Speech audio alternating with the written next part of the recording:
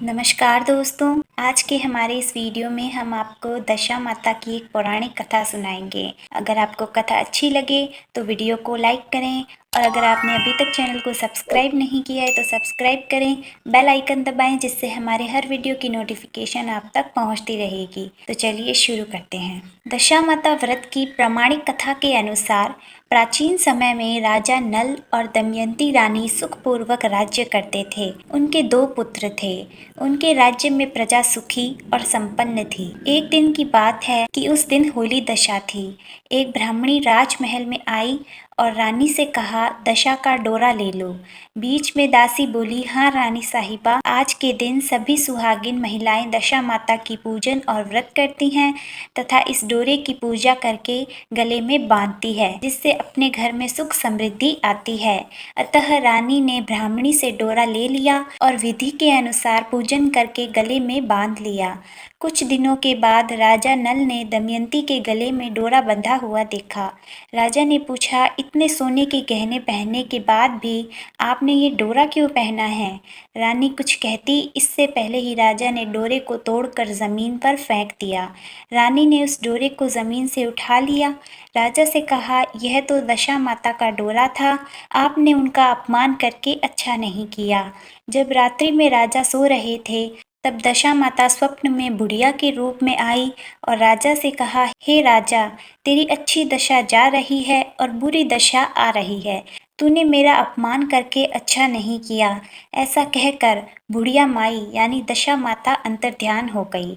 अब जैसे तैसे दिन बीतते गए, वैसे वैसे कुछ ही दिनों में राजा के ठाट बाट, हाथी घोड़े, लाव लश्कर, धन धान्य, सुख शांति सब कुछ नष्ट होने लगा। अब तो भूखे मरने तक का समय आ गया। एक दिन राजा ने दमयंती से कहा, तुम अपने दोनों बच्चों को लेकर अपने मायके चली जाओ। रानी ने कहा, मैं आपको छोड़कर कहीं नहीं जाऊंगी। जिस प्रकार आप रहेंगे उसी प्रकार मैं आपके साथ रहूंगी।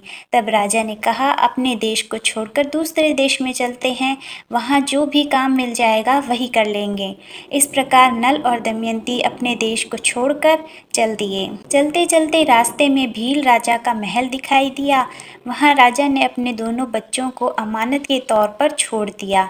आगे चले तो रास्ते में राजा के मित्र का गांव आया। राजा ने रानी से कहा, चलो हमारे मित्र के घर चलें। मित्र के घर पहुंचने पर उनका खूब आदर सत्कार हुआ और पकवान बनाकर भोजन करवाया। मित्र ने अपने शयन कक्ष में सुलाया। उसी कमरे में मोर की आकृति की खूंटी पर मित्र की पत्नी का एक हीरो जड़ित कीमती हार टंगा हुआ था। मध्य रात्रि में रानी की नींद खुली तो उन्होंने देखा कि वह बेजान खूंटी हार को निगल रही है। यह देखकर रानी ने तुरंत राजा को जगाकर दिखाया और दोनों ने विचार किया कि सुबह होने पर मित्र के पूछने पर क्या जवाब देंगे, अतः यहाँ से इसी समय चले जाना चाहिए। राजा रानी दोनों रात्रि को ही वहाँ से चल दिए। सुबह होने पर मित्र की पत्नी ने खूंटी पर अपना हार देखा, हार वहाँ नहीं था। तब उसने अपने पति से कहा, तुम्हारे मित्र कैसे हैं जो मेरा हार चुराकर रात्रि में ही भाग गए हैं? मित्र ने अपनी पत्नी को समझाया कि मेरा मित्र कदापि ऐसा नहीं कर सकता, धीरज रखो, कृपया उसे चोर मत कहो। आगे चलने पर राजा नल की बहन का गांव आया। राजा ने बहन के घर खबर पहुंचवाई कि तुम्हारे भाई भुजाई आए हुए हैं। खबर देने वाले से बहन ने पूछा, उनके हाल चाल कैसे हैं? वह बोला, दोनों अकेले हैं, पैदल ही आए हैं तथा वे दुखी हाल में हैं।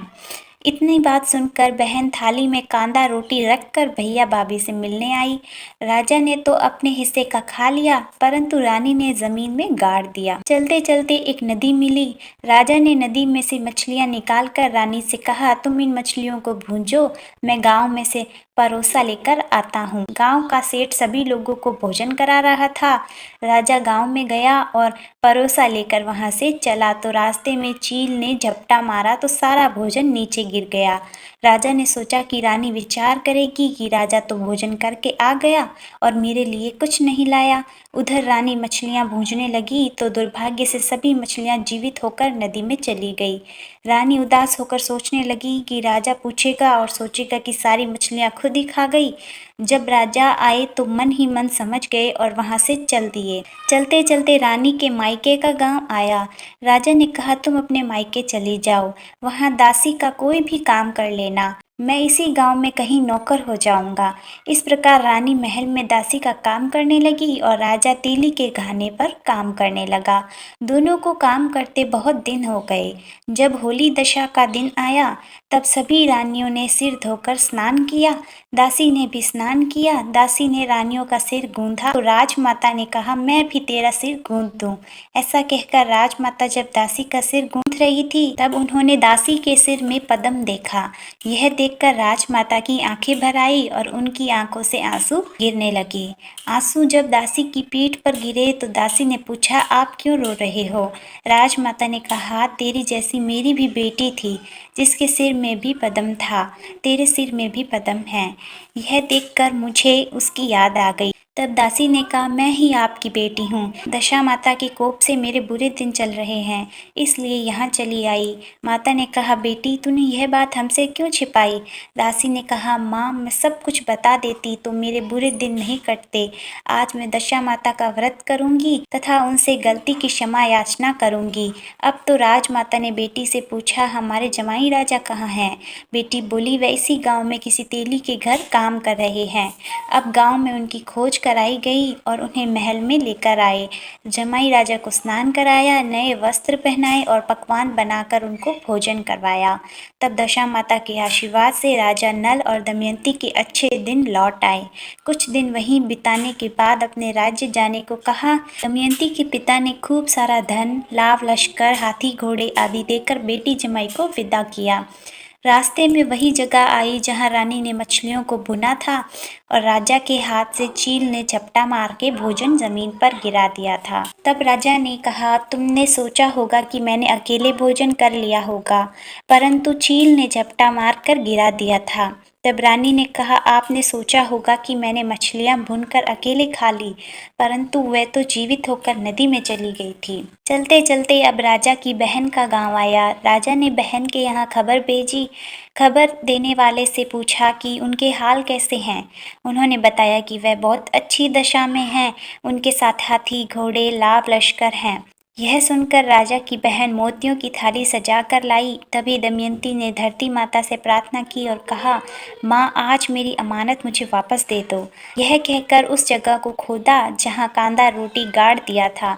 खोदने पर रोटी तो सोने की और कांदा चांदी का हो गया। ये दोनों चीजें बहन की थाली में डाल दी और आगे चलने की तैयारी करने लगे। वहां से चलकर राजा अपने मित्र के घर पहुंचे। मित्र ने उनका पहले के समान खूब ही आदर सत्कार और सम्मान किया। रात्रि विश्राम के लिए उसी शयन कक्ष में सुलाया। मोरनी वाली खूंटी के हार निगल जाने वाली बात से उन्हें नींद नहीं आई। आधी रात के समय वही मोरनी वाली खूंटी हार गलने लगी तो राजा ने अपने मित्र को जगाया तथा रानी ने मित्र की पत्नी को जगाकर दिखाया, आपका हार तो इसने निगल लिया था। आपने सोचा होगा कि हार हमने चुराया है। दूसरे दिन प्रातःकाल नित्य कर्म से निपटकर वहां से वह चल दिए। वह भील राजा के यहाँ पहुंचे और अपने पुत्रों को मांगा तो भील राजा ने देने से मना कर दिया। गांव के लोगों ने उन बच्चों को वापस दिलाया। नल दमयंती अपने बच्चों को लेकर अपनी राजधानी के निकट पहुंचे तो नगरवासियों ने लाव लश्कर के साथ उन्हें आते हुए देखा। सभी ने बहुत प्रसन्न होकर उनका स्वागत किया तथा गाजे बाजे के साथ उन्हें महल पहुंचाया। राजा का पहले जैसा ठाट बाट हो गया। नल दमयंती पर दशा माता ने जैसे पहले कोप किया ऐसे किसी पर मत करना और बाद में जैसी कृपा की वैसी सब पर करना। बोलिए दशा माता की जय। धन्यवाद।